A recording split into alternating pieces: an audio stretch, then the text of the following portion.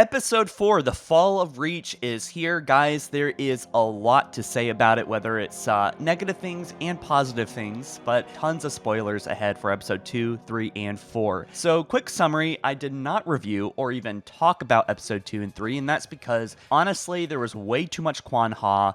Just as a quick recap, Oni knows Reach is being invaded by the Covenant, but they still gaslight Chief, which is being so annoying about it. Even though Jimmy Rings is correct, he still comes off as so intolerable as a person. I just fucking hate the performance. I hate this character in so many ways, at least for episode 2 and 3. He was just coming off as so annoying, even though he was correct, okay? Even though he was in the right. Ackerson, he kills his dad, all right? He clones his sister that died years ago from the Spartan program, and they, hang out while, she has to watch her dad die, so that's weird. But anyway, Kwan Ha is a ninja now. Halsey is in a simulation room. She is doing God knows what in there, but yeah, anyway, Chief starts raising up Corporal Perez. Let's be honest, Jimmy Rings is starting to try to get it in with the whole damn Marine staff, so let's just give a little bit of round of applause that he is starting to move on from Mackie,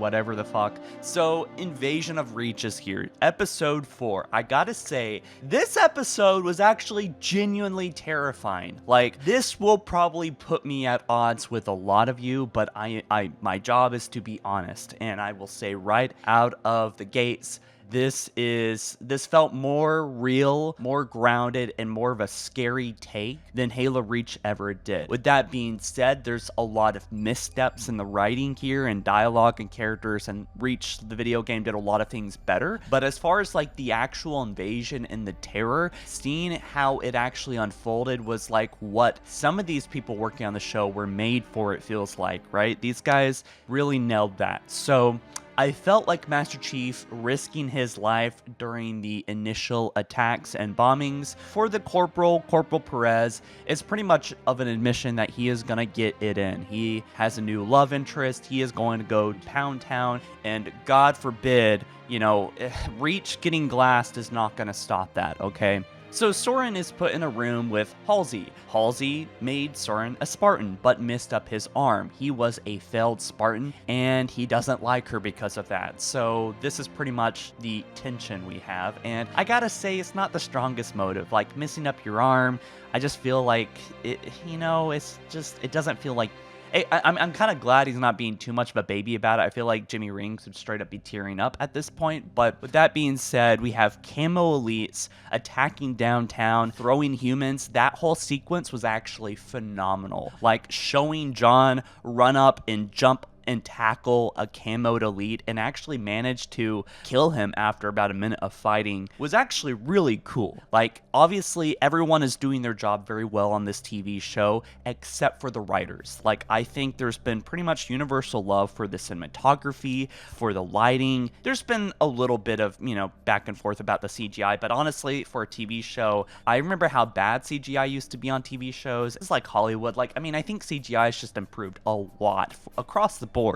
But anyway, I think the CGI is very acceptable, very serviceable at worst. But anyways, it's like everyone is doing their job but the lead writers, right? So obviously the fight scenes are so beloved by everyone pretty much. The one long shot scenes, that's cool. The cuts are obvious though. It feels like they don't really know how to do the long shots. It was like very obviously cut. Anyways, I actually laughed when Soren said shit, having to follow Halsey. In fact, I actually laughed a few times in this episode. Like when Soren was standing between Halsey and Jacob Keyes going up the elevator later in the episode near the end. I actually found that hilarious. I felt like that is what Halo's levity should be about, right? And with the planet being invaded, it was just such a perfect moment. Like having Jacob Keyes and Halsey speak to each other with Soren being kind of stuck in the middle is genuinely perfect comedy and humor, and it wasn't trying to be funny like too hard, and it was just perfect, right? Some of the humor really landed,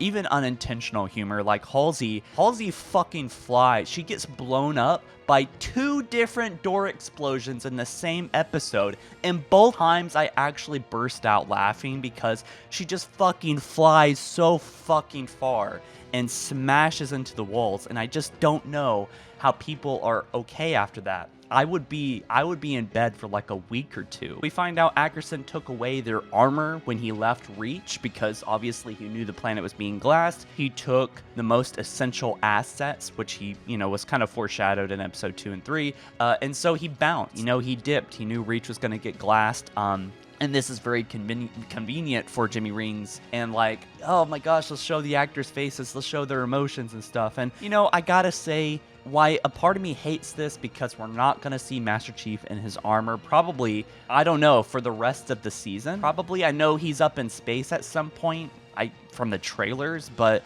I suppose we should be grateful that Ackerson didn't take Jimmy Rings' pants and his underwear and his shirt. And then, with everything that happened with Makee, we would start drawing some conclusions about the romantic tension between the Elite, and I just feel like they kind of took away the armor as like a way to show more emotion during like the panic. But I don't know, I kind of really wanted to see Master Chief in his armor fight on Reach, but I think this was kind of to be expected. I don't know why he didn't have his armor on in the trailers, but there we have it. It's not going to be on at all, I think, for the rest of the season except for briefly in space.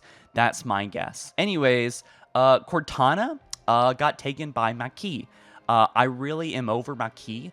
I think she's annoying, and it's overdone, and it's just a stupid plot line. I really think they could kill off and still have a banger series out of Fright. So I just, some of the stuff is good, and I think when Makee took Cortana, I think that's when it really occurred to me, like on a deep emotional level, that the original Halo story means nothing to the writers.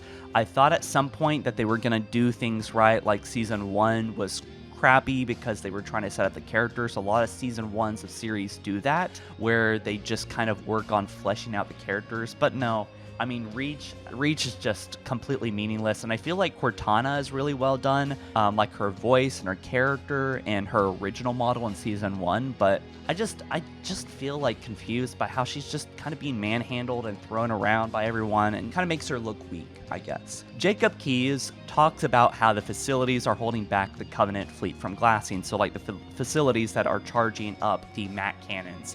So that's cool that that's still in there.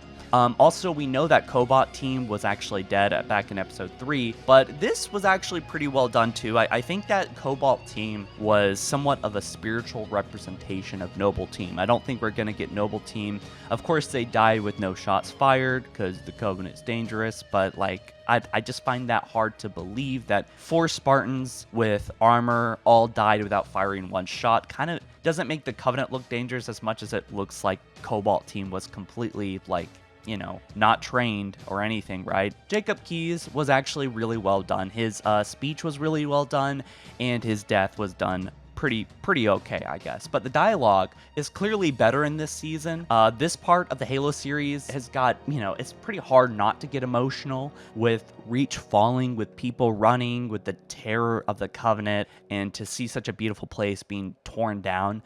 Even with how badly it's been rewritten, here, in a lot of instances, it's okay. Like the Jackals kind of make up for some of this stuff too. Like they're actually really awesome. And this is one of the things that I actually do think, and maybe people don't like this comparison, but fuck it, I'm going to compare it. I think that the Jackals or Skirmishers are way cooler in the TV show than they are the game. The Jackals are pretty passive in the game. They don't really fight you. They only started milling players when they got too close in Halo Infinite. But the Jackals here are much more aggressive and terrifying. And I think that Halo 7 could totally take some of this inspiration and make Jackals more formidable foes. But anyways, Jacob Keyes dies. I kind of liked him. He kind of saved the day. Corporal Perez with all the civilians. I think also, no, Soren and Halsey were left on Reach, yeah. But anyway, Corporal Perez gets off the planet. Also, Vanek dies by a needler at the end. He got stabbed in the chest with it, and then it blew up, which I thought was kind of cool. I immediately felt like this was intentional, though. Like, immediately after he died, I was like, oh, they did that because the viewers like him more than Chief. But That's just pure speculation. Anyways, Chief should have died, but Maquis shows up at the end and says not yet, which, can I just emphasize how fucking stupid this writing is with Maquis? Who's putting her in? Literally, who's putting her in? This makes me so annoyed. Like, this is what I'm saying. Like, there's a lot of potential here. There's a lot of good stuff here. It's just this stupid fucking writing is baked into the core plot and characters and stuff, mixed in with like some really cool ideas and execution. It's like everyone is doing their job really well. The marketing team, the soundtrack guys, right? The background, the props, the CGI, everyone is doing their job, but like the core writers making the big plot decisions here. What the hell is going on here? What do they have planned? Because I don't think it's going to get better. I'm pretty sure this is going to be an abomination with like Halo 1. It's going to be nothing like Halo 1, man. Like, in a way, I kind of like it because it's like I don't really know what to expect, and yet I'm still enjoying Halo again in like a new way. It's like kind of a fanfic. Obviously, it's not the main canon, but still, what the hell's going on here? You guys let me know what you think down in the comment section below. And let me know what you think is going to happen in episode 5, because I'm lost for words right now. I want to see more Reach, and I want to see Chief in his armor, and I want to see more combat. The dialogue, it's not like the dialogue is bad, or I don't like seeing characters talk. It's just that, generally speaking, the action is the only thing that is universally loved, and for good reason in this show. All right, I'll catch you guys soon. Peace.